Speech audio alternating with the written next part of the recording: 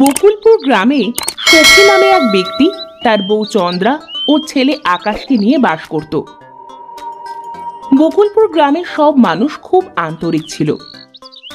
বকুলপুরে কেউ বিপদে পড়লে গ্রামের সকলে মিলে তাকে সাহায্যের জন্য এগিয়ে যেত। সফির অনেক জমি মাঠে।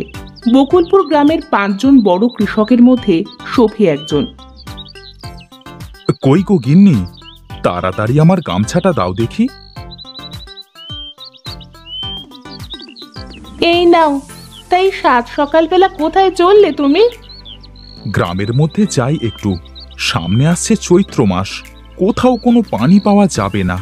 জমিতে সেচের ব্যবস্থা আগে করে রাখতে হবে, এজন্য সকলের সাথে কথা বলতে হবে। ঠিক আছে, যাও, তাড়াতাড়ি ফিরে এসো, আমি ততক্ষণে রান্নার কাজ শেষ করি। তা তোমার নবাব ছেলে কি ঘুম থেকে উঠেছে? না, তার ঘুম কি আর এত সকাল সকাল ভাঙবে? হ্যাঁ, তুমি তো লাই দিয়ে ছেলেটাকে মাথায় তুলেছ। আমার 5টা না 10টা না, একটা মাত্র ছেলে, ওকে লাই দেব না তো কাকে দেব শুনি? দাও দাও, যত ইচ্ছা ততই লাই দাও। যখন দেখবে বেশি বেয়ারা হয়ে গেছে, সেদিন আবার আমাকে কিছু বলতে এসো না কিন্তু। ঠিক আছে, আমার একার ছেলে তো, আমি একাই দেখব। এই তো শুরু করে দিলে। এই সকাল সকাল এটা শুরু না করলে বোধহয় হতো না, তাই না? আমি জানি এখন তুমি কেঁদে এক সাগর পানি ছড়াবে। আমার ওসব দেখবার সময় নেই, আমি চললুম। সফি গ্রামের মধ্যে যাওয়ার জন্য বেরিয়ে পড়ে। চন্দ্রা তার কাজে চলে যায়।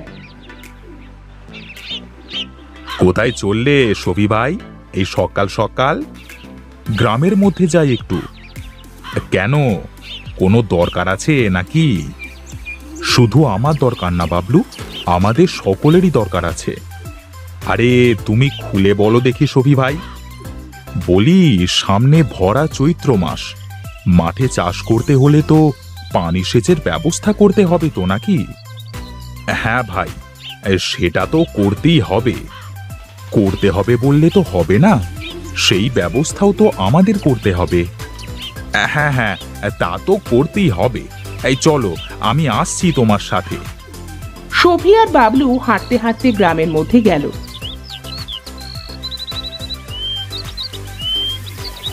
তারা এক এক করে অনেকের সাথে কথা বলল।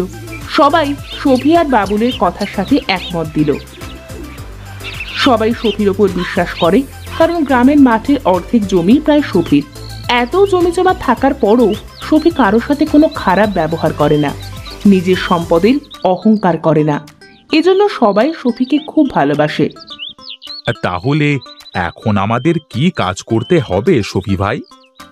আমাদের সকলের কোদাল নিয়ে গিয়ে মাঠের পাশের কেনালটায় ভালো করে কেটে গভীর করতে হবে, যাতে করে একটু বৃষ্টি হলে পানি ওখানে থেকে যায়। ঠিক আছে ভাই, চলো এখন বাড়িতে যাওয়া যাক।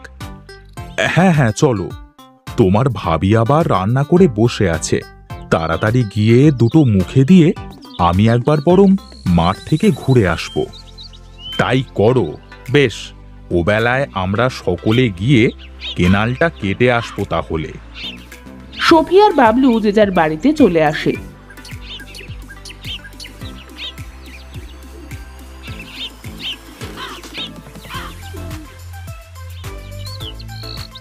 কই গো গিন্নি, কোথায় গেলে তুমি?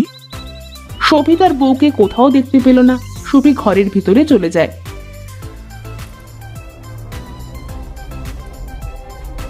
এ কি, আমি বাইরে থেকে ডেকে ডেকে গলা শুকিয়ে ফেললাম, আর তোমরা দুই মা ছেলে এখানে? সে কখন থেকে কয়টা খাবার দিয়ে বসে আছি, কিছুতেই খেতে চাচ্ছে না। কি হয়েছে বাবা তোমার? খাবার খাচ্ছ না কেন? আমার এই খাবার খেতে ভালো লাগছে না বাবা। তাহলে তুমি কি খাবে শুনি? এভাবে কথা বলছো কেন আমার ছেলের সাথে তুমি? কিভাবে কথা বলছি? আর কথায় কথায় আমার ছেলে বলো। বলি, ছেলে কি তোমার একলার? ওহ, তোমরা কি এভাবে ঝগড়াই করবে নাকি? না বাবা, বলো তুমি কি খেতে চাও, তোমার বাবা তোমাকে তাই এক্ষুনি এনে দেবে। আমার বড় বড় রসগোল্লা খেতে ইচ্ছে করছে। এটা কি কথা? এখন এই সময়ে তো ভাত খাওয়ার সময়, এখন তুমি খেয়ে নাও বাবা। আমি সন্ধেবেলায় হাট থেকে তোমার জন্য বড় বড় রসগোল্লা এনে দেব। তুমি কি গো, আমার একটা মাত্র ছেলে, তুমি এখনই যাও না হাটে? হ্যাঁ বাবা, তুমি এক্ষুনি এনে দাও। বেশ, তাই হবে। তার আগে আমাকে কিছু খেতে দাও, আমার খুব খিদে লেগেছে। বেশ, তুমি বসো, আমি তোমার খাবার দিচ্ছি।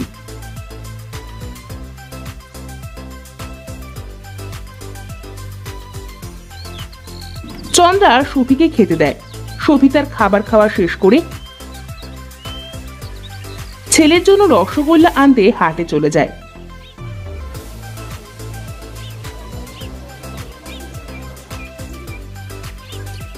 হাট থেকে রসগোল্লা কিনে এনে ছেলেকে দেয়। আকাশে দেখতে দেখতে সবগুলো রসগোল্লা গড় গড় করে খেয়ে ফেলে। চন্দ্রা আকাশের আদর যত্নের এতটুকু কমতি দেয় না। সফিও ছেলেকে অনেক ভালোবাসে, কিন্তু সফির মনে শুধু ভয় হয়, এত আদর যত্ন পেয়ে ও যেন বিগড়ে না যায়। আচ্ছা গিন্নি, আমি তাহলে একটু ঘুমাবো এখন। ও বেলায় মাঠে যেতে হবে। বেলা গড়ালে আমাকে একটু ডেকে দিও, কেমন? আচ্ছা, তুমি ঘুমাও গিয়ে। সফি ঘরে গিয়ে ঘুমাতে থাকে।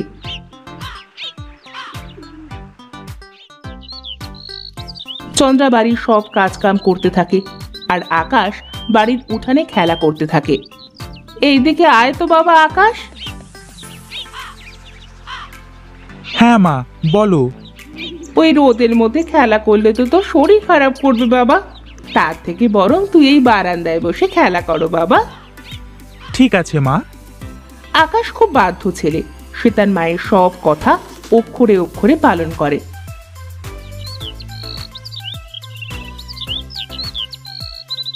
কিছুক্ষণ পর বাবলু ও গ্রামের বেশ কয়েকজন কোদাল ঘাড়ে নিয়ে সফির বাড়ির সামনে আসে। এ ভাবি, ও ভাবি। কে? ও ভাই, আপনি বলেন। সফি ভাই কই? সে তো ঘুমাচ্ছে। একটু তাড়াতাড়ি ডেকে দেন দেখি, মাঠে অনেক কাজ আছে। ঠিক আছে, একটু দাঁড়ান, ডেকে দিচ্ছি।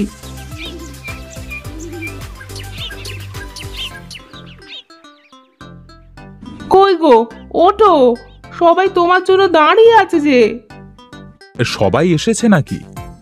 হ্যাঁ গো, বাবলু ভাই সকলকে নিয়ে এসেছে। সবার কাঁধে দেখলাম কোদাল। হ্যাঁ গো, তাড়াতাড়ি আমার কোদালটাও দাও দেখি। ওরে, চল চল সবাই। হ্যাঁ হ্যাঁ ভাই, চলো। সফি, বাবলু ও গ্রামের সকলে মাঠের দিকে যেতে থাকে। হাঁটতে হাঁটতে তারা মাঠের কেনালের কাছে পৌঁছে যায়। সবাই ভালো করে এক হাত মাটি দাবিয়ে কুপিয়ে কুপিয়ে গর্ত করতে করতে আগাতে হবে। ঠিক আছে, এই সবাই কাজ শুরু করো গো। সবাই মিলে কোদাল চালাতে শুরু করে। দেখতে দেখতে তারা তাদের কাজ শেষ করে ফেলে। ওহ, গা ঘেমে যেন গোসল করে ফেলেছি। এর নাম কোদাল মারা ভাই। গায়ে শক্তি না থাকলে এ কাজ হয় না, গা তো ঘামবেই। হ্যাঁ, তাহলে এখন বাড়িতে যাওয়া যাক। এখন শুধু বৃষ্টির অপেক্ষা। হ্যাঁ, দেখা যাক। সবাই চলো। সবাই বাড়িতে চলে আসলো। বৃষ্টির জন্য সবাই অপেক্ষা করতে থাকে, কবে যে একটু বৃষ্টি হবে। মাঠের মাটি ফেটে চৌচির হয়ে গেছে। বকুলপুর গ্রামের মাঠে যেন মরুভূমি ভর করেছে। কোথাও কোনো পানি নেই, কোনো জমিতে চাষ দেওয়ার মতো কোনো পরিবেশ নেই।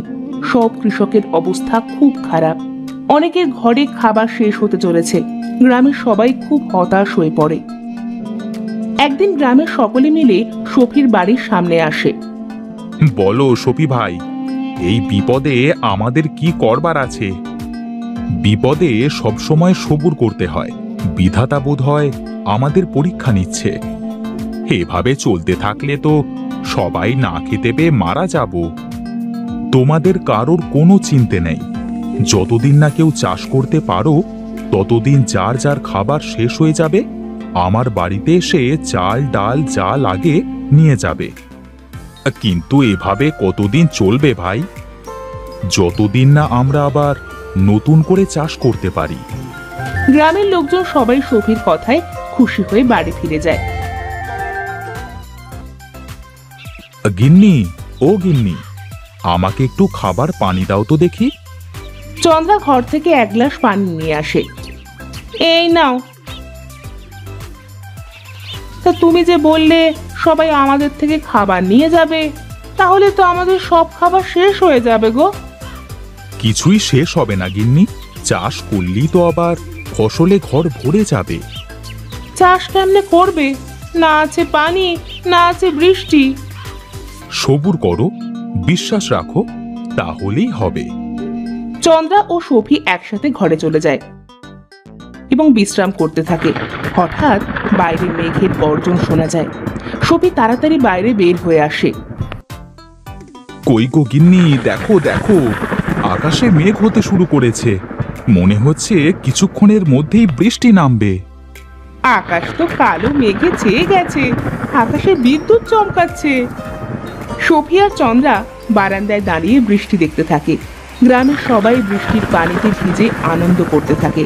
প্রবল বৃষ্টিতে গ্রামের সব নদী, খাল, পুকুর ভরে যায়।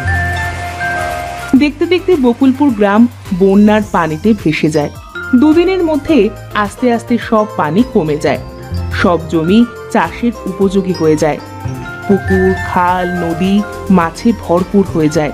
বকুলপুর গ্রামের সবাই আনন্দের সাথে চাষাবাদ করতে থাকে।